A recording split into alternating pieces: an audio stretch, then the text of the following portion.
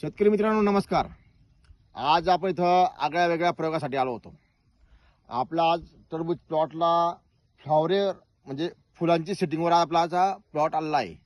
आपल्या प्लॉटचा रोप लागवडीपासून 23 दिवसाचा आपला हा टरबूजचा प्लॉट झाला आहे।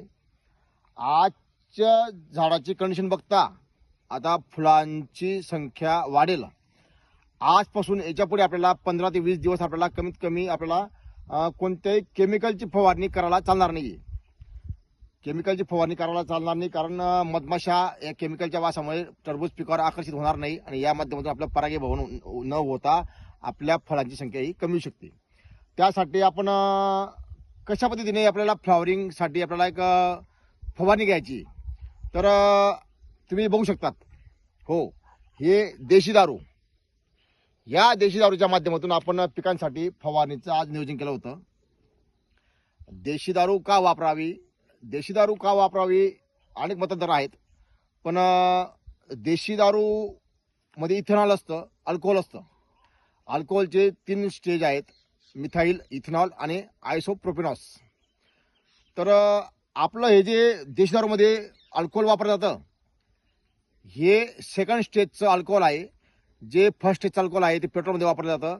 थर्ड स्टेजचं तुमचं अल्कोहोल हे सॅनिटायझरमध्ये वापरलं जातं आणि सेकंड स्टेजचं हे अल्कोहोल आहे हे तुमच्या देशी दारूमध्ये वापरलं जातं। अल्कोहोलचं एक कार्य असतं, ते जंतुनाशक म्हणूनही काम करतं। आपण बघितलं असेल कोरोना पिरियडमध्ये बऱ्याच लोकांनी अल्कोहोल म्हणजे सॅनिटायझरच्या माध्यमातून आपली तलब भागवली, कारण त्याच्यामध्ये अल्कोहोलचं प्रमाण असतं। तर ह्याच माध्यमातून आपल्या पिकाला थंडीमध्ये या माध्यमातून उष्णता प्रोव्हाइड करण्यासाठी आपण एक आणि स्प्रेडरसाठी आणि या अल्कोहोलच्या वासामुळे मधमाशी आकर्षित होते, यासाठी आपण देशी दारूची फवारणीचं नियोजन केलं आहे।